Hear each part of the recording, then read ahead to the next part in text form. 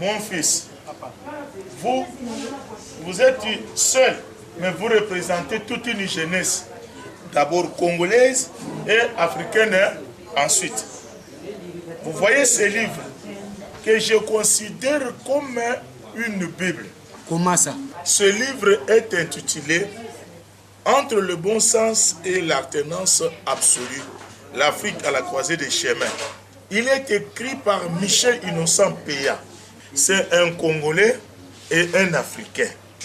Je répète encore, ce livre doit être lu par toute la jeunesse. Ce livre doit être lu par la jeunesse congolaise et celle de toute l'Afrique. Oh. Ça va la jeunesse. Tu vois, c'est le même livre. Hein? Oui, c'est le même. Il y a du monde. Tu viens de l'église? Oui, mon cher, je viens de l'église où je lisais ces livres. Que nous considérons comme une Bible. Voilà. Si nous mettons ce jeune entre nous, c'est ce que nous voulons nous adresser à toute la jeunesse congolaise et africaine. Parce que nous, les politiciens, quand il s'agit de transmettre un message, nous recourons vite à la jeunesse. C'est elle que nous appelons à sortir dans la rue pour faire le désordre, alors que la vraie réalité de ce que nous voulons, nous ne leur avions jamais dit cela. Mon fils, Papa, as-tu déjà vu un politicien amener ses enfants ou sa femme dans une marche quelconque pour protester le problème de pouvoir? jamais papa. Ou un politicien se mettre devant sa base, c'est-à-dire lui il est devant, les manifestants derrière. Aucune fois. Et même quand il y a mort, as-tu déjà vu un politicien venir consoler la famille éprouvée? Là, on vous laisse pour vous, on vous laisse vous-même, on ne vous assiste pas et on commence à faire circuler les listes.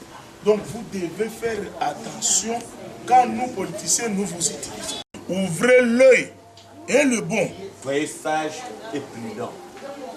C'est pourquoi nous demandons à vous, la jeunesse, d'acheter et de lire ce livre. Entre le bon sens et la tenance absolue, l'Afrique à la croisée des chemins. Dans son 4e chapitre, il est écrit les icônes de la dictature de l'urgence et de l'action sanitaire. C'est-à-dire, il y a de ces hommes politiques qui ont pris le pouvoir par force.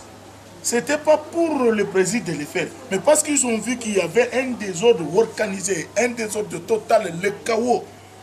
Alors, trouvant qu'il ne pouvait pas laisser les choses aller de la sorte dans son pays, il prend le pouvoir, il organise les choses, il fait marcher. Je peux même vous citer plusieurs exemples. À Cuba, là-bas, il y a Fidel Castro. Il y a tant d'autres qui ont vu les Kadhafi. Et la liste n'est pas exhaustive. Hein. Je cite Mao pour la Chine. Et il a dit, rien ne sort de la Chine. Et voyez la Chine, grande puissance aujourd'hui. En Afrique aussi, Mandela a pris le pouvoir, pas par la force, mais pour mettre de l'équilibre entre les blancs et les noirs. Bon papa. Oui, vous jeunes, évitez des débats stériles sur la musique, le football et d'autres. Informez-vous et formez-vous. Chers jeunes, Congolais et Africains, nous vous recommandons d'acheter ce livre, Entre le bon sens et l'alternance absolue, l'Afrique à la croisée des chemins, pour une bonne, meilleure compréhension